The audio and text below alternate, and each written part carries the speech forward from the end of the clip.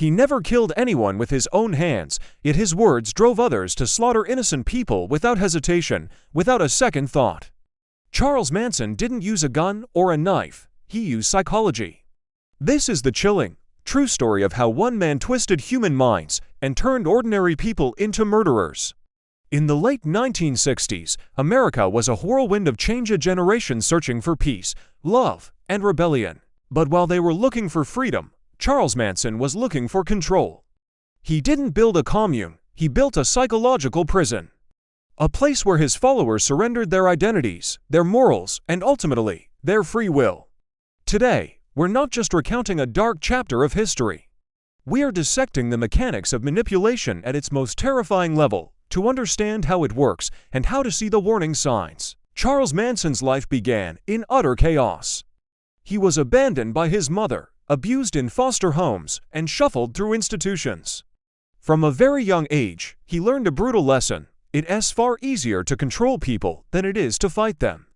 When he was finally released from prison in 1967, Manson had nothing, no money, no status, no connections. But he possessed something far more dangerous, a profound understanding of human insecurity, a chameleon-like ability to mirror anyone's personality, and a sinister talent for saying exactly what broken, lonely people desperately needed to hear.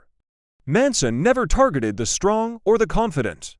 He was a hunter, and his prey were the vulnerable. He sought out runaways, emotionally lost young people, individuals disconnected from their families, and anyone starving for a sense of purpose. He didn't approach them saying, "Hey, join my cult." His words were a siren song. He'd say, "You're special, society lied to you, but I see the real you. I understand what you've been through." This is the first and most critical tactic of manipulation: target emotional vulnerability. He offered a solution to their pain, and that solution was him. Once someone was drawn into the fold of what became known as the Manson family, the manipulation escalated dramatically. It began with love bombing. Manson and his core followers would shower the newcomer with constant attention, praise, and physical affection. They created an intoxicating sense of belonging, a feeling of finally being home. For someone who had felt invisible their whole life, this was incredibly powerful. But this love was conditional, a tool to forge dependency. Then came the systematic erosion of their identity. Manson began to dismantle who they were before they met him. He'd tell them their parents were their enemies, that their past self was a lie, that their own thoughts weren't truly their own. He slowly but surely replaced their inner voice with his. Over time, his followers stopped asking themselves, "What do I believe?" They started asking, "What does Charlie believe?" Their individuality was being scraped away, layer by layer, until only his ideology remained. Manson was a master of gaslighting. He would contradict himself constantly, speak in confusing riddles, and deliberately blur the lines between fantasy and reality. You might wonder, why do this? The answer is simple: confusion creates dependence. When the world around you stops making any sense, you desperately cling to the one person who claims to have all the answers. Manson didn't just present himself as a leader. He positioned himself as a prophet, a savior, a messiah-like figure. He would look into their eyes and say things like, "I am you, and you are me," dissolving the boundary between himself and his followers. At this point, their ability to think critically was gone. They weren't just followers anymore, they were extensions of his will.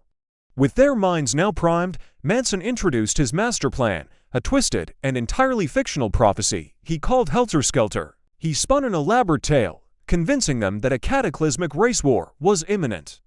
He claimed society would collapse in a storm of violence, and only his family would survive to rise from the ashes and rule the new world.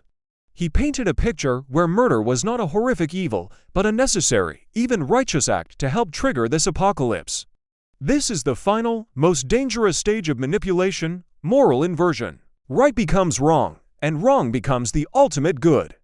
His followers, now completely detached from their own moral compass, truly believed that killing for Charlie was an act of loyalty and obedience, not a crime. They weren't just following orders, they were fulfilling a sacred mission. In the summer of 1969, Manson finally gave the order. He didn't go with them. He didn't hold a weapon. He didn't need to. He had already weaponized their minds. His followers went out and brutally murdered 7 innocent people over 2 nights, including the actress Sharon Tate, who was 8.5 months pregnant. What remains so chilling about these events isn't just the sheer violence. It's the fact that the killers genuinely believed they were doing the right thing. They weren't acting out of personal rage or hatred. They were acting out of programming. They were puppets, and Manson was the one pulling the strings. So why didn't any of them stop? Why didn't they just walk away? Because this kind of psychological control doesn't happen overnight. It's a gradual, step-by-step process. First comes isolation from outside influences. Then comes emotional dependency, where the manipulator becomes your only source of validation. That's followed by the destruction of your identity until you don't know who you are without them. Then, moral confusion is introduced, twisting your sense of right and wrong. And finally, you reach a state of total obedience. By the end, Charles Manson didn't need physical chains to hold his followers captive. He had complete control of their minds. The story of Charles Manson proves a terrifying truth. The most dangerous criminals do and always look violent or monstrous. They can look charismatic, understanding, and incredibly convincing. They prey on our deepest needs for connection and meaning. This is why understanding these dark psychological patterns isn't just a morbid fascination, it's a form of self-defense. If you ever feel like someone is trying to control how you think, separating you from reality, or replacing your identity with their own, that isn't love or guidance.